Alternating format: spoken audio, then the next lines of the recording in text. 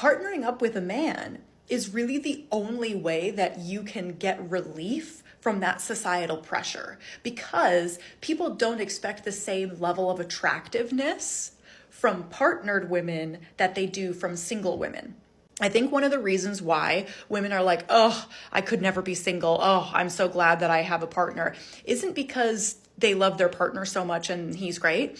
It's because the idea of constantly being viewed as an option by the male gaze is exhausting for women. We have been socialized to perform femininity while we are single so that we can attract men and ultimately become partnered, because under patriarchy, that's how you gain power and influence. But it's exhausting.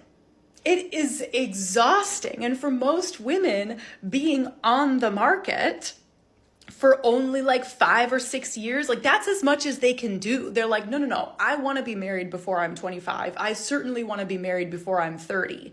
Not because I can't stand living alone or not being partnered, but because it is exhausting continuing to perform femininity at the level required to attract total strangers. It is exhausting.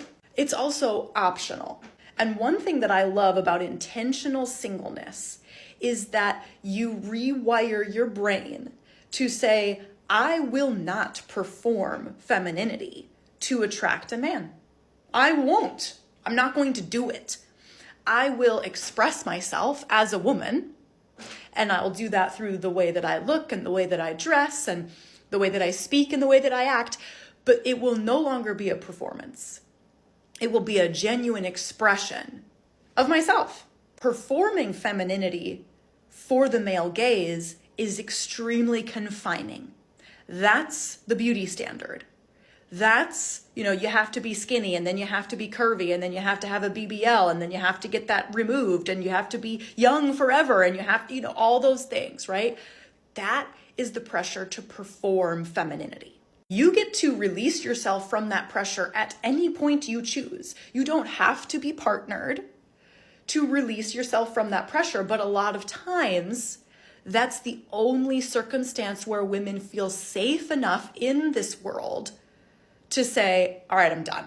Not doing that anymore.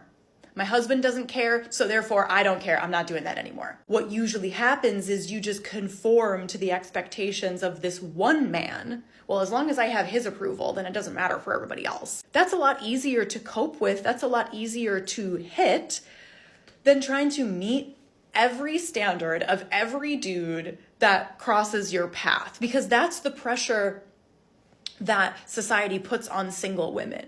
You should be attractive to as many men as possible to fix your illness of singleness. That's how it feels. And it's like, excuse me, what? I didn't sign up for this. I never consented to all of that. I don't want to do all of that.